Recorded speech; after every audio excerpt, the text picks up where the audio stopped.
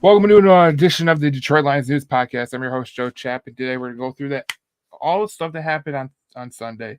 We're going to go through what's going to happen going forward with the Detroit Lions, especially the big game this week. I have a critical set that you might want to stay tuned for. We're going to have all this, and it'll be available on our YouTube. We're going to put segments up on our YouTube, Between the Whistles Detroit, on YouTube, so go to that next. We want your comments as well. So please give us your comments and you'll be good. That's what we're trying to do. All right, let's get to some of the stuff. There's some comments.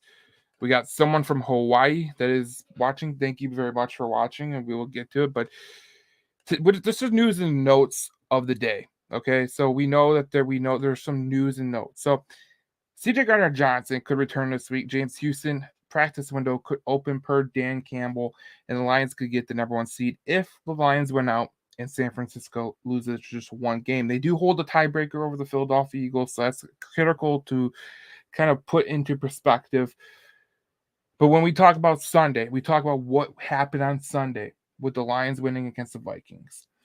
The first thing that comes to my mind is I know a lot of people talk about this team. They talk about how they won against Minnesota. But the way I look at it, look, you're going on the road, a divisional game in Minnesota. Typically, Minnesota is a tough place to play. And even though they don't have the quarterback that they don't have the Kirk Cousins. They don't have, some of those guys. They have Nick Mullins.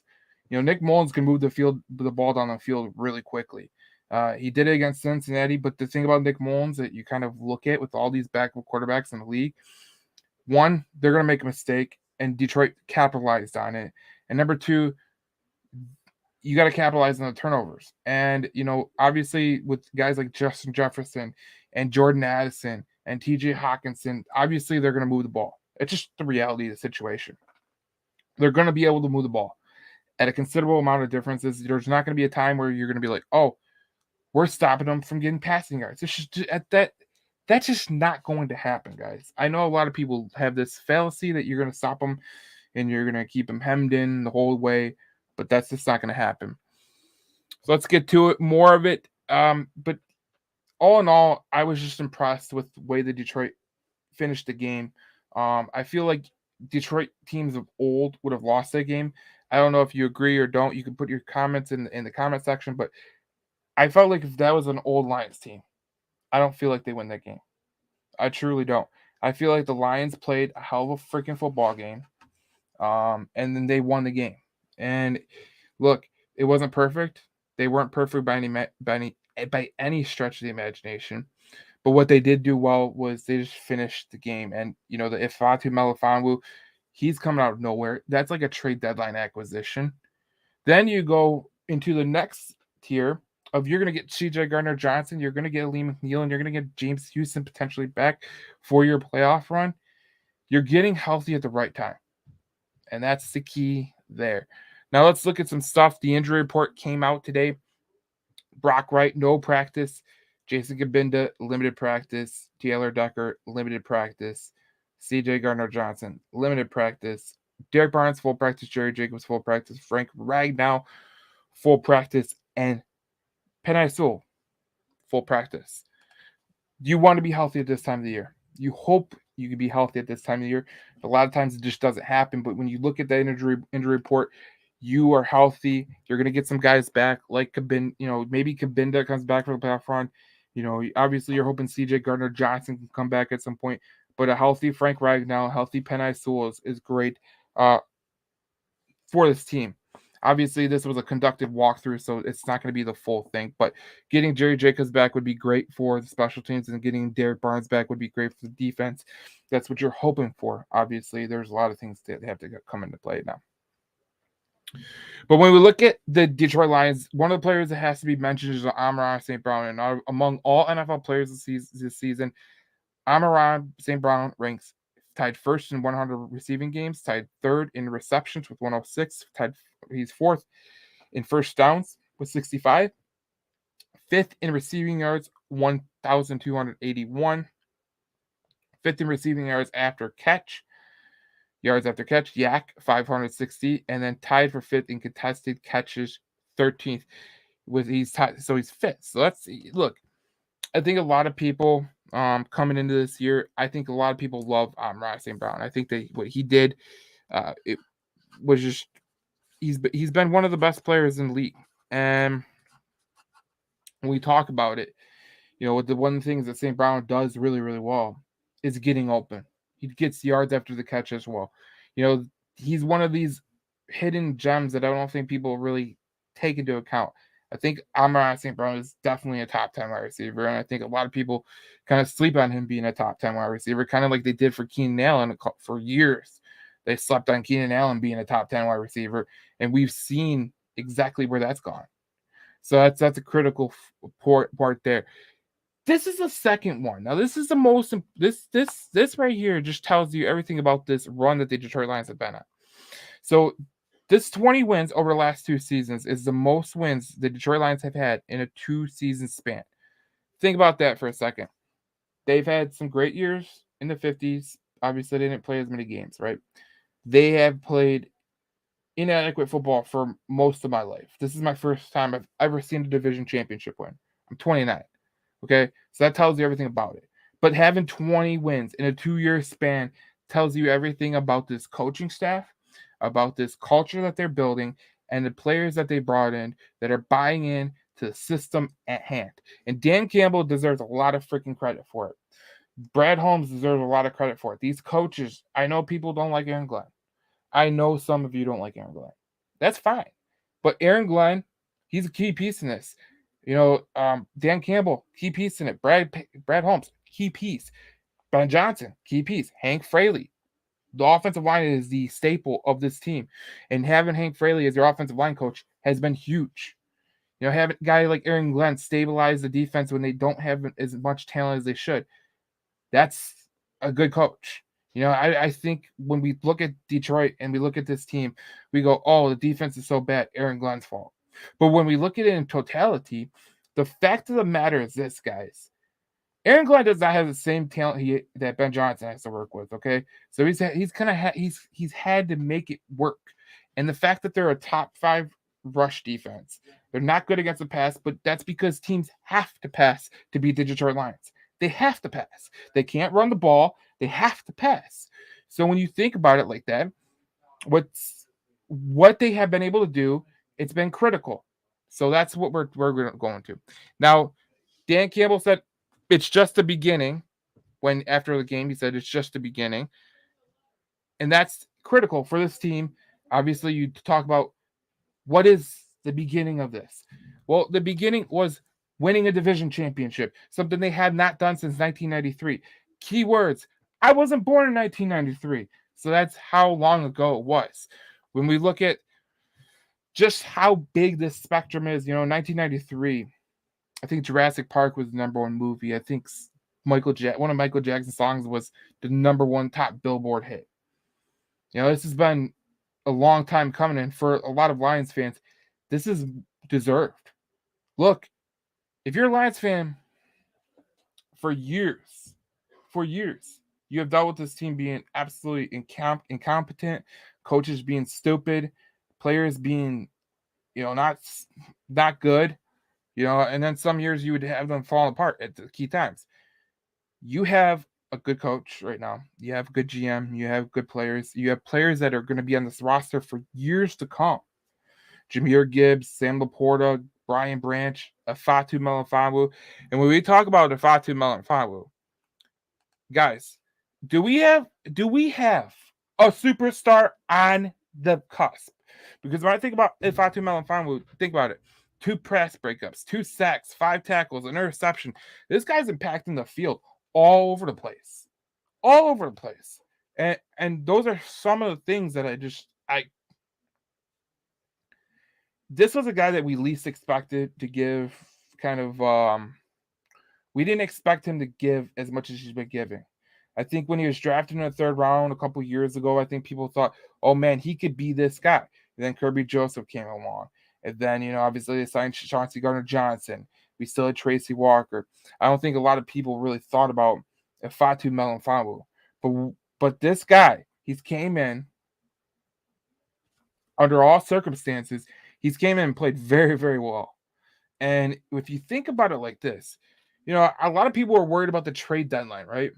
Potentially, you could have 3 different players coming in as like trade deadline acquisitions this late in the year. Melifonwu, you have Gardner Johnson, and James Houston. 3 players that could really help you down the stretch coming into the playoffs. You're getting healthier. Some of these teams are getting not healthy, and you're in the NFL, in the NHL. Me and Cindy talk about it on the Red Alert podcast.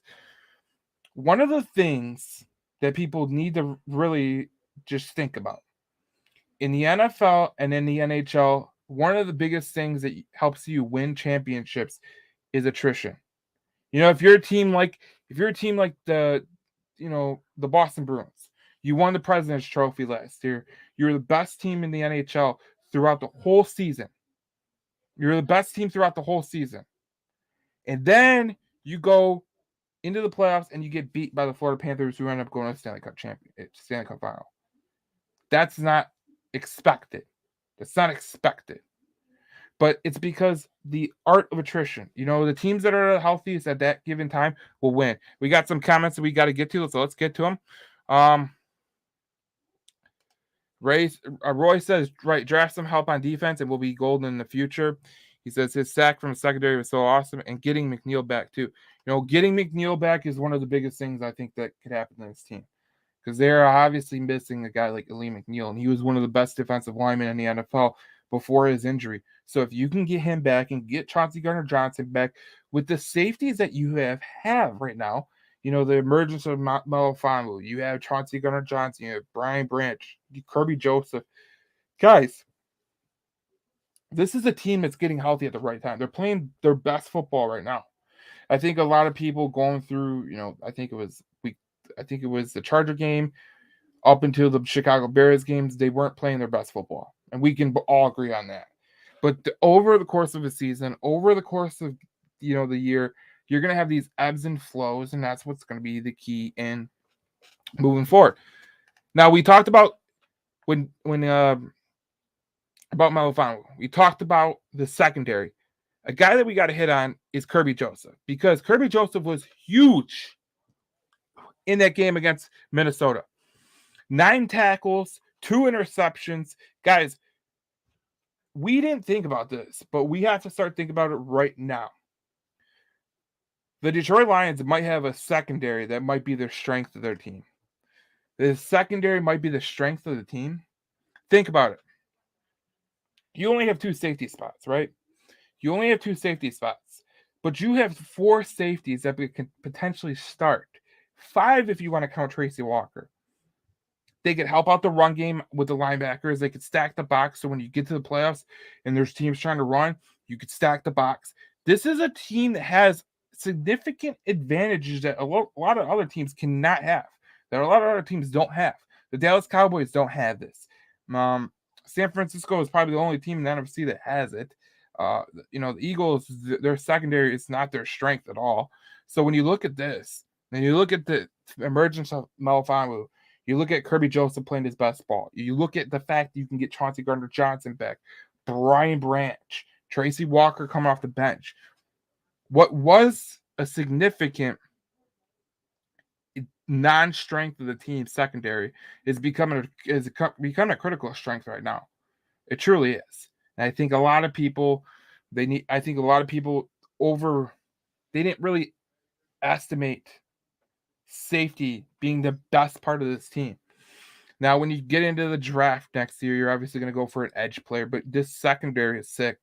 If you could add a top flight corner to that team with Cameron Sutton on the other side and the safeties that you got, holy hell, this team's going to take off and their defense is going to be scary. Can you imagine if this team just had a top 15 pass defense? You'd be talking about a Super Bowl champion easily. So the best is ahead, but the best is ahead for Detroit. There's no doubt about that. But man, it's just crazy to think about that over the course of the year. The ebbs and flows of the season. We were talking about the secondary being the worst part of the team, and now it could potentially be the best with the emergence of Melifonwu, the emergence of Kirby Joseph playing his best ball, all that. So that's great to see. Here's one. For the first time in history, Detroit has a running back, wide receiver, and tight end with 8 TDs in a season. That's Dave Montgomery, Sam Laporta, and St. Brown. It can't be understated how well this has been for the Detroit Lions. I think when we got Dave Montgomery, there was a lot of people that are pushing back saying, why didn't we keep Jamal Williams, right? And I think Jamal Williams is a great guy. Great for the culture. He definitely helped us last year. But there's no doubt in anybody's mind, that Dave Montgomery was the better option. Think about what Brad Holmes did trading away TJ Hawkinson. At the time, I think a lot of people were like, what is he doing? And why did he just, wave the white flag on the season? Well, they went 8-2 down the stretch without Hawkinson. Then they add a guy like Sam Laporta onto the team. And he has been way better than anything TJ Hawkinson has ever gave Detroit. Then you think about it from this spectrum. Obviously, you got Amon-Ra St. Brown. We all know Amon-Ra St. Brown is great. But the fact of the matter is, the offense around him has got better. Sam Laporta has helped him out, going over the middle. Amon-Ra St. Brown is, he's not going to become the focus. He is still the focus, but people are going to have to focus on Sam Laporta because Sam Laporta is a tough cookie to crack. This is one of those things we talk about with this Detroit Lions offense that makes it elite. I think a lot of people overstate how good this offense is. And when you think about it, there's 8 TDs from a wide receiver, a running back, and a tight end. That's just amazing. It truly is amazing what they're being able to do. We talked about Amon-Ra St. Brown in the beginning of the podcast with this stat right here, where he's tied first in 100-yard receiving games, tied third in receptions, fourth in receiving first downs, fifth in receiving yards after catch, and tied for fifth in contested catches. I mean, this is an elite wide receiver. So you add an elite wide receiver with a great running back, with a great tight end who is just a rookie. That tells you everything you need to know. And this team is really built on every year they've gotten better and better and better. And that's a testament to Brett Holmes and Dan Gamble, because this is what they've been building. And from year 1 to year 3, there's a considerable amount of differences. And that's what you got to go do. The 1,000-yard duo. This is the 4th running back duo in franchise history to produce 1,000-plus scrimmage yards in the same season. And when we talk about these two guys, they're completely different from each other. One thing about Jahmyr Gibbs is he's so shifty and he's so smooth with the way that he shifts. I mean, it looks effortless from his position. He doesn't look like he's trying it all. And those were what the best backs do.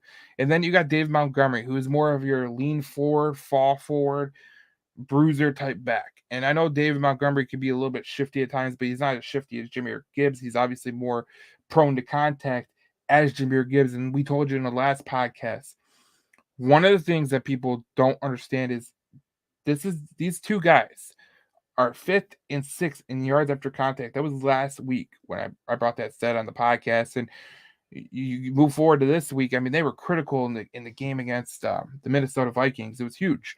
They were huge in that game. So crucial. We got some comments. We have such an amazing team. Being a fan for so long, it's hard to believe how many good players we have. Roy, you're right. Because look, I know a lot of people talk about this team moving forward, right? And it's hard to fathom how good this team could be. Yeah, I think a lot of people say maybe Hendon Hooker is the future. We'll see. We'll get to that point when we get to that point. But Jared Goff's been playing hell. He's been playing great. Great. But then you think about Jahmyr Gibbs and Sam Laporta and Brian Branch. And then you got Hutchinson on the defensive side. Brian Branch. Lee McNeil. Jack Campbell. Like, these are guys that are going to build you into the future. And you got Cameron Sutton for a couple of years. And you've got guys that you can really rely on moving forward. And I think this is the best case scenario. You're in year 3. Think about it like this. In year 3, San Francisco wasn't San Francisco. In year 3, Philadelphia wasn't Philadelphia. It takes time to build a champion. It takes time to build a world-class winner. and they're just not at that level. Now I think they're very, very close. And in year 3 to be that close tells you everything about this general manager. To be as close as you are to the top of the NFL in 3 years, year 1 you were horrible. Year 2 you made a significant climb. Year 3 you're challenging for the 1 and 2 seed. That's a hell of a climb. That means that your general manager, Brad Holmes, has drafted extremely well. There's general managers in football that wish they could draft like Brad Holmes. I mean, think about how good the Chiefs would be if they drafted as good as Brad Holmes. And I know they haven't had the same picks, but round 2 through 7, I think Brad Holmes has made a significant picks with his team. You had Brian Branch, you had Sam Laporta, you had Ifeatu Melifonwu, Kirby Joseph, Amon-Ra St. Brown, Malcolm Rodriguez. The best players that he has picked have came from the 2nd through 7th round. And I think that's where general managers make their money. If you're a general manager in any sport, your late round picks are what's going to really help you out. You only get one first round pick. You get 5, 6, 7, 8, 9 through 2nd to 7th round. That's where you make your money. And for years, the Lions have not been able to do that. For years, they have not been able to do that. They have not been able to take advantage of the 2nd through 3rd rounds and 2nd through 7th rounds. They haven't been able to do it. But Brad Holmes and this coaching staff have been able to do it. I mean, think about Kirby Joseph. You think about Ifeatu Melifonwu, how he's been playing. This is just the beginning of what's going to be something great, because your general manager has shown that the best picks that he makes are through the 2nd and 7th round, and those are elite general managers to do it. Only elite general managers are going to make those picks through the 2nd through the 7th round. I think a lot of people think that the first round picks are the best or the most important. And yeah, it's important to hit on your first round pick, but it's also important to get 3 or 4 guys from the 2nd, the 3rd, the 4th, the 5th, the 6th, the 7th rounds. Like, that's where you earn your money, and that's where Brad Holmes has earned his money. Great players everywhere next year's draft, which is here in Detroit. We have a lot of options. You know what? We're going to talk about that. We're going to have Walt on the show. He's from the Detroit Lions Avenue sometime, and he has some great things that he has some great opinions on the draft, and we're going to get into the draft when it's there, but we're not even close to there. And there's a lot of options on the table for Detroit Lions in going into the next year's draft in Detroit. It's going to be great. There's a couple of things there's a couple more things that I really want to hit on. Obviously, Jahmyr Gibbs. What a talent this kid is. Like we were talking about it earlier with the David Montgomery, Jahmyr Gibbs tandem. Jahmyr Gibbs, 5th most scrimmage yards a Lions rookie has produced in a season. Passed running back Malfar in 1987 or 1997 with 1,177. Jahmyr Gibbs is a hell of a player, man. This guy, he's way better than I thought he was going to be. When you get drafted in 12th overall, I think a lot of people put a lot of emphasis on how good can this kid be. And over the course of the year, he's gotten better and better and better and better. And this should scare a lot of people. Like if I was the Atlanta general manager, I'm starting to believe that I made the wrong pick with Bijan. Because I think to Jahmyr Gibbs, coming out of the backfield as a pass catcher, as a runner, he looks way more agile than Bijan does. He looks way more agile. He looks way more smooth. It's not typical for a running back to be as good as he is coming out of it. I mean, when you think about running backs coming out of college, I mean, sometimes they're a little bit slow in terms of their development, but having a guy like David Montgomery has obviously helped them. But you just think about Jahmyr Gibbs and the way that he plays the game and how important he is to this offense. You can't say it much more. Now we were talking about all those guys, Kirby Joseph and Ifeatu Melifonwu, and we talked about St. Brown, obviously, but this was a critical stat I got in the Lions website. So St. Brown joined Herman Moore as the only Lions players to have multiple seasons with 100 plus yard receptions, 100 plus receptions. I mean, this just goes back to what I was saying about drafting and Brad Holmes drafting. His drafts have been amazing. You think about getting a guy in the 6th round, like Amon St. Brown. You think about getting 2 guys from the third round, like Fatu Melifonwu and Kirby Joseph, Sam Laporta, Brian Branch. Like, this has been absolutely phenomenal from Brad Holmes' spot. We got some comments.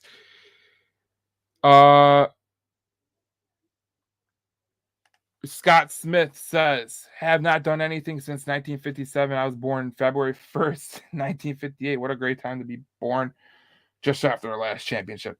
Long time coming, 65 years. Wish my dad and brother could have had this feeling. You know what, Scott? I feel like a lot of people have that same sentiment. I think there's been a lot of people over the years that, they've enjoyed games with their family members who have passed away or something along those lines. And it's special, man. Look, we're all Lions fans, man. We're all Lions fans. And I think the emotion of being a Lions fan is completely different because we've dealt with a lot of garbage, right? We've dealt with a lot of garbage. But I think that when what happened Sunday with winning the NFC North, I think there was a range of emotion that people had. I mean, if you're born in 1994 like I was, you've never seen a division title. So obviously you're going to be a little bit emotional. And then, obviously if you were born in 58, I mean, you've experienced a lot of Lions losing. And a lot of people within that gap have experienced a lot of Lions losing because, I mean, they've only won 1 playoff game since 1957. And that's going to be changing soon. But just to think about this could be the best era of Detroit Lions football is pretty special. I mean, it's pretty special for everyone. And this whole fan base deserves a winner like this. And I think that the major key in this team becoming really, really good is Sheila Hamp. I mean, I got to give her credit. I think she developed a mindset a lot of other owners should have in this town. If Tom Goris had the same mindset, the Pistons wouldn't be as bad. But the thing about her is she made the right general manager pick. She leaned on people that know much more than her. She hired Chris Spielman. That was a critical hire. I think a lot of people kind of missed out on that. Chris Spielman was a huge hire for this franchise. In terms of football IQ, hiring guys like Dan Campbell, hiring guys like Brad Holmes. The one thing you could say about Spielman, was just how smart he is. He's a smart football guy. So having enough smart people in the room helps a franchise. And I always harken back to, some of the Red Wings when they were building up and they were getting into the 97 year, 98 year. And they always talk about how big Jim Devellano was to the franchise, how his IQ of the sport, his way of doing things, his, what they're trying to develop in Detroit with their hockey team, with Devellano coming in from the Islanders. I mean, it made so much difference. And that team that Devellano built, they went well into the future. Ken Holland took it over, boom, 25 straight years. And then they went to Steve Yzerman, and he is developing a new era of Red Wings hockey. So it's just great to see something like this from the Lions. Obviously, I don't think anybody's experienced this, but I think the best is yet to come for Detroit. Gibbs. So Steve says, Stephen Tracy says Gibbs is just starting to give us a glimpse of a possible generational talent. Yeah, you're right. I think Roy hits it on the nail. His comparison to Alvin Kamara was spot on. I think Alvin Kamara is a pretty damn good. I think he's a little more physical than Alvin Kamara. No, let me take back. I think Alvin Kamara is a little more physical than Jahmyr Gibbs. And I think that's something that you guys, I think that's something that's a little bit different, but I don't think Gibbs shies away from contact. I just think he's more avoiding of contact, which is good. If you're good, like that's what made Le'Veon Bell so good, was his ability to shift his body and not take those direct hits. I think that's one of the if you're looking at a running back in today's day and age, You want a guy that is so shifty that he can avoid contact at certain spots. That's one of the things that made Le'Veon Bell great until he went to New York, which I think all players die into as a Jet. But when you think about Le'Veon Bell, like one of the things that made him great was the shiftiness of not getting a major hit to his midsection or anything. Joe Austin says, "Hey Joe, great time to be a Lions fan. It's a great time to be a Lions fan. It's true. We talked about it earlier in the podcast. I mean, you think about it like this, guys. You have been, you're in year 3 of a rebuild.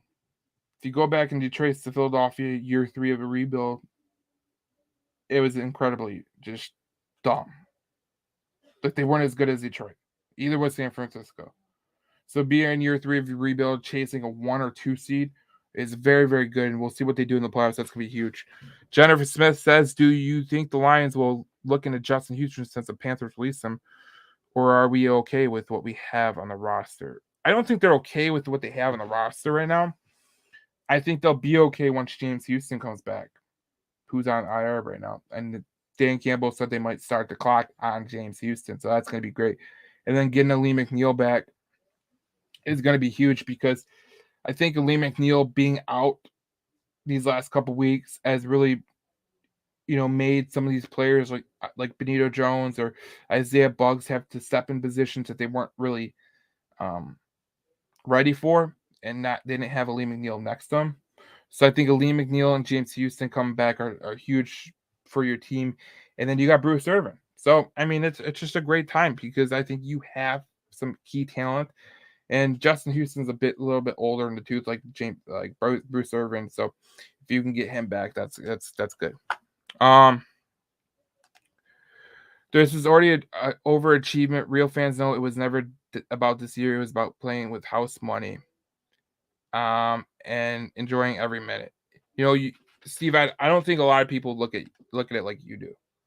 Like, if we're gonna be honest, I think a lot of people look at it like this is the year. This is the only year that matters. And in the NFL, over the course of the seasons, things can change quickly. Your window can change quickly. But when you look at the Lions, I don't even think their window is truly open yet. I truly don't think that they have that window where it's open or closed, because I think that you don't have to really put a timetable on when it's open and when it's closed, because you have such young players. You have a potential of going into the future with better players. I don't buy this whole window stuff. I think a team like the Buffalo Bills, I think their window opened, and obviously they had, they weren't built correctly in my opinion. They could never run the ball. Now they can run the ball, but their defense is just torn to shreds. No Tre'Davious White, no Matt Milano. Like that sucks, because their window is kind of closing a little bit earlier than it should have, because eventually you're gonna, they paid Josh Allen all that money, and you could just kind of tie that to Detroit. When you start paying all these guys money like Hutch and Sewell and everything, then you're gonna have less money to pay. So over the course, next 3 years is gonna be your window, in my opinion. I don't think it's about this year. I think it's about moving forward, and in the next 3 years, before you have to pay Hutch and Sewell and those guys top end money. I think this is where you're kind of gonna have this window. Roy said, "I think they are okay with who they have come back." Yeah, I mean, if you look at it, they got how many guys they got come back. I mean, they got James Houston, they got Lee McNeil, you got Chauncey Gardner-Johnson. I'm interested to see what Chauncey Gardner-Johnson does at safety room, and do you maybe move Melifonwu into the box? Maybe do you move Brian Branch into a box as a box safety? Or do they go in the slot to help out there? I mean, this is an abundance of riches that you have at the secondary position. There's not a team in the NFL that has as many safeties as you do. I mean, we didn't think Fatu Melifonwu would be as good as he's playing, but he's here, and you should take advantage of that. Brian Branch, playing like a stud all year long. Fatu Melifonwu, he came out of nowhere. It's been great to see. And then you got a guy like Kirby Joseph, and you got a guy like Tracy Walker coming off the bench. It's just great to see that happen. So before we end the podcast, there's a couple things. There's one thing I really want to get to. I think everyone that's watching this podcast is wondering what we're going to talk about with the Dallas Cowboys. And I have one signature stat that you just do not want to miss. So here's the stat. The way to beat Dallas, the key to beat Dallas, rush for over 150 yards. The Detroit Lions they're averaging 143.3 yards, which is third best in the NFL.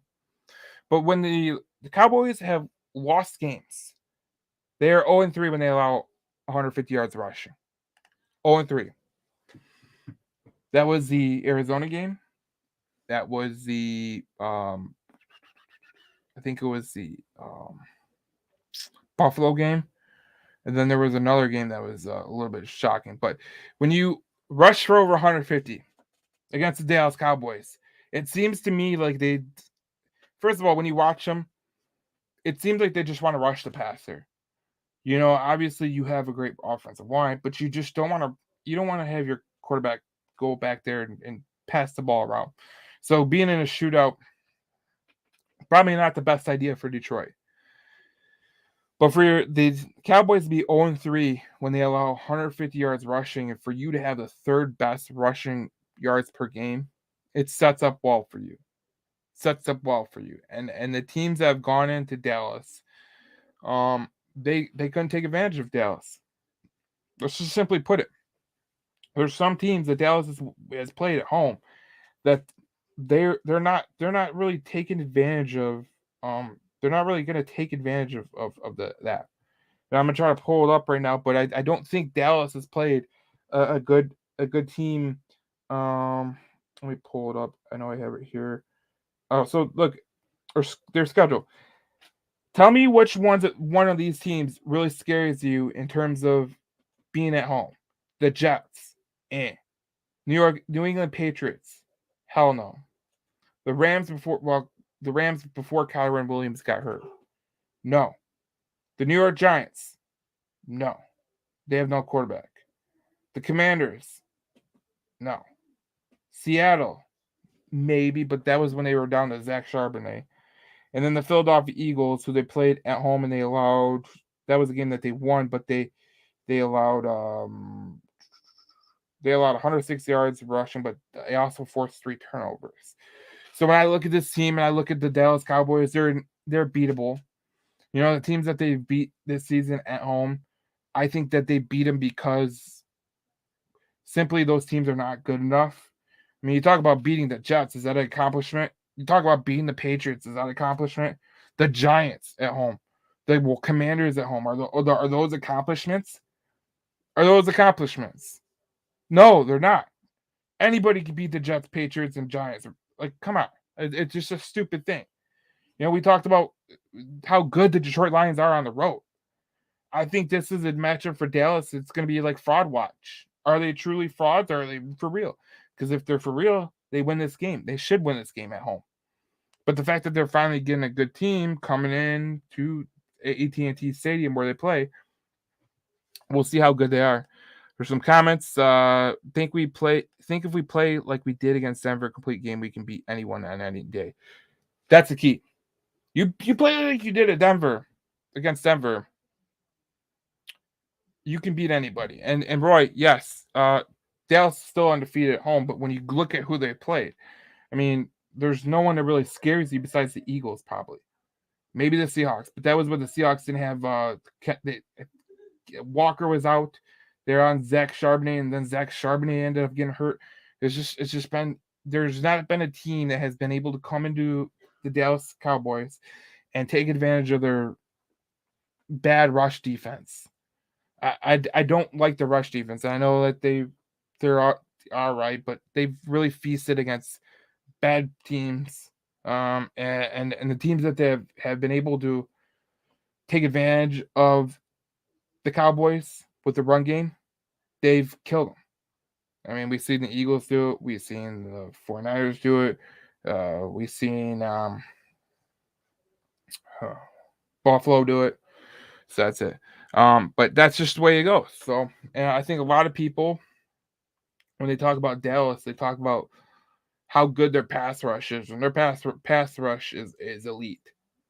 It's totally elite. But when you look at the rest of their team, you look at the way that they attack the run. They're not a team that really wants to play good rush defense. They just don't. So it's going to be interesting to see what happens moving forward. Obviously, talk about this Detroit Lions Dallas Cowboys game. We're probably gonna have a podcast maybe Thursday, kind of breaking down this team, and that'll be fun. It's been a great podcast with you guys. Thank you for watching. Um, if you missed a portion of the podcast, you can go on Spotify, Apple, Detroit Lions News Podcast, YouTube, Between the Whistles Detroit. It's been great to talk with you. Obviously, we're missing a co-host. Tyler was supposed to be here, but he isn't. So thank you guys for watching. I appreciate you guys.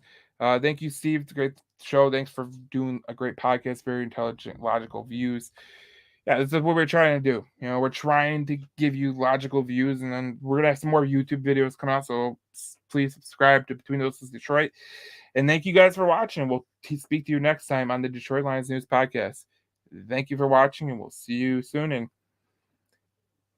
we're NFC North champs. So let's go. We got a home playoff game to preview soon. It's going to be fun going down the stretch. So stay tuned to that. So thank you for watching.